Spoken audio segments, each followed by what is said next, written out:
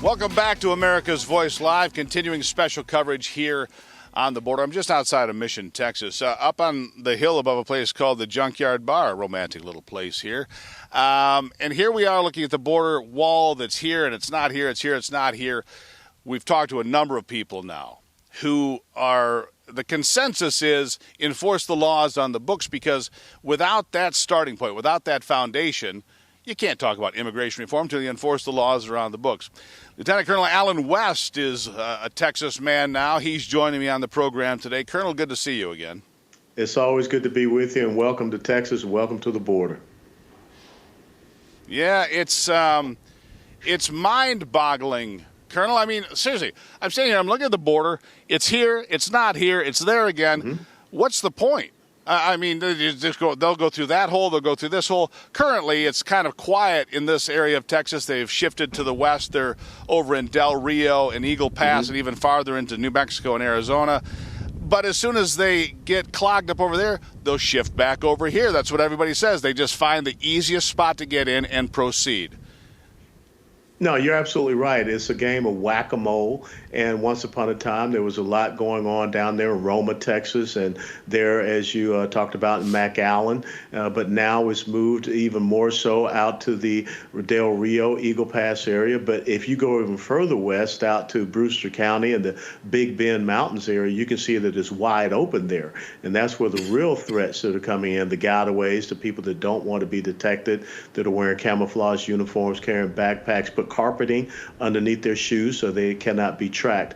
But the interesting thing is, as you say, you can see that we have gaps that are right there, and no one is really there to cover it. And people can easily come across because they have their scouts on the other side that are looking and reporting where our activity is on this side, where our patrols are going. So we don't have that dense human on the ground, boots on the ground coverage that is necessary and needed.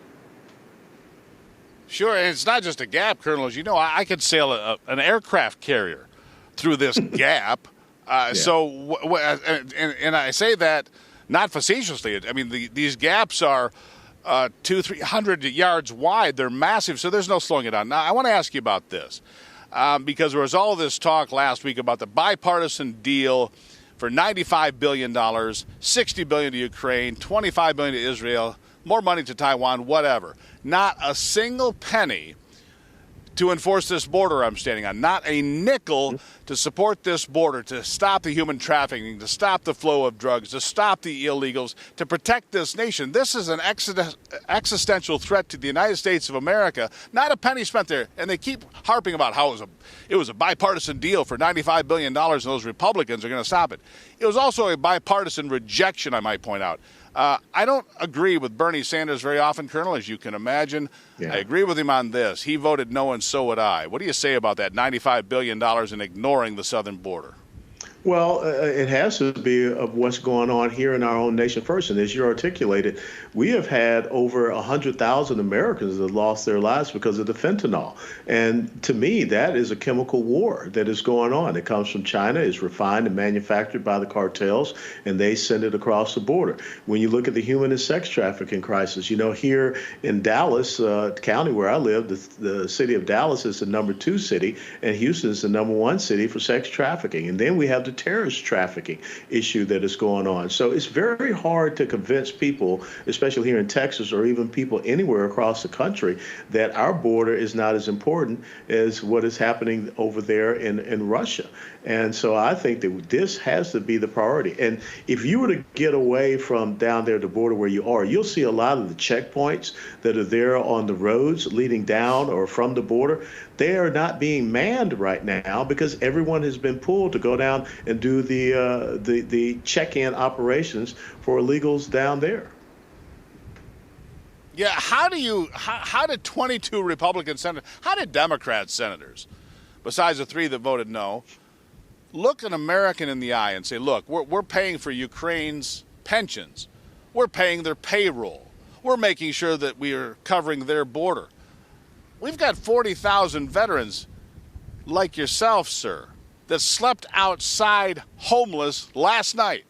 Mm-hmm. And we've got politicians in Washington that think it's more important to look after Ukrainians getting their paycheck this week or their pension funded when we are flat out broke.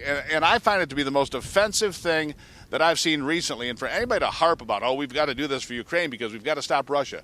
Newsflash, Russia was always going to defeat Ukraine. It was just a matter of time. They're not going to go into Poland. They can't beat the JV team because they're supposed to do it in 2 weeks. It's been 2 years. Look, just stop it. We need a peace deal that the United States apparently shot down here in the last couple of weeks. We need to stop that and stop squandering our money. What do you think? Well, we need to be concerned about the tens of thousands of single military-age males that have come from China into the United States of America. We need to be concerned about the 1.5 to 2 million gotaways that we don't even know who they are or where they are. The hundreds of thousands of single military-age males that we know of that are also from a country that's not a friend of ours called Venezuela. So we have an invasion that is happening right here. We have concerns happening right here. And to those senators, they are basically, as you said, slapped the American people in the face, and of course the people that you are interacting with down there along the border. Those senators need to go down there and spend a couple of nights, not just fly in for a nice little cute photo op for about an hour or 2 hours. They need to see what is going on at night. And I don't know why it is that we know who these cartel leaders are, these cartel members that are here on our side of the border. Why we are not going after their property? Why are we going after their bank accounts to freeze that? Why aren't we shutting them down on social media? Because they're out there asking people to come down and transport illegal immigrants, and they're paying them American dollars. So obviously they have financial accounts that we should be shutting down. That should be our focus. That should be our emphasis. Well, and you're exactly right. Look, I've talked about this a number of times. I'll give you the last word on this. Look, this is a business plan for Catholic Charities. This is a business plan for Bethany Christian Services. We just saw a bus roll through here at this gate right behind me where it's wide open. It was empty. And I said to a guy that lives in McAllen that knows the area really well and's been studying it, I said, why is it rolling out empty? He goes, oh, they just make a circuit. They're under contract. They just make the circuit all day long. It's like the regular bus schedule in Dallas or wherever, right? And they come and go whether they've got people in it or not. It doesn't matter to them. They're getting paid with your money and my money because they just keep rotating them in. It's insanity defined. It is insanity defined, and these 501c3 agencies have basically become the travel agency for illegal immigrants. And how is it that illegal immigrants can get on airplanes when, you and I, if we fly, we have to show identification. We have to go through some search. They should not be able to bypass TSA. But the thing is this, a 501c3 must ask for permission to operate within a state. We should revoke the 501c3 permission status for these agencies because they are undermining the sovereignty of the United States of America. They are aiding and abetting human trafficking. They are guilty of a felony offense. So why we have not done that, I have no idea why, but we should. I have no idea why either. Colonel, we need to start by enforcing the laws that are on the books. Yes. We have to knock this back to the 300,000 to 400,000 where we were. We need to be proactive. We need to protect the people, not just here in Mission, Texas, but across this country from this ongoing invasion of humanity that we have no command and control over. Sir, as always, thank you for being here. Always a pleasure. You stay safe down there, Steve.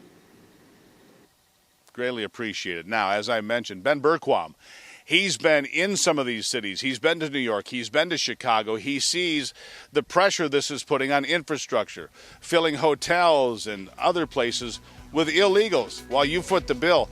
We'll have more from the border on America's Voice Live after this.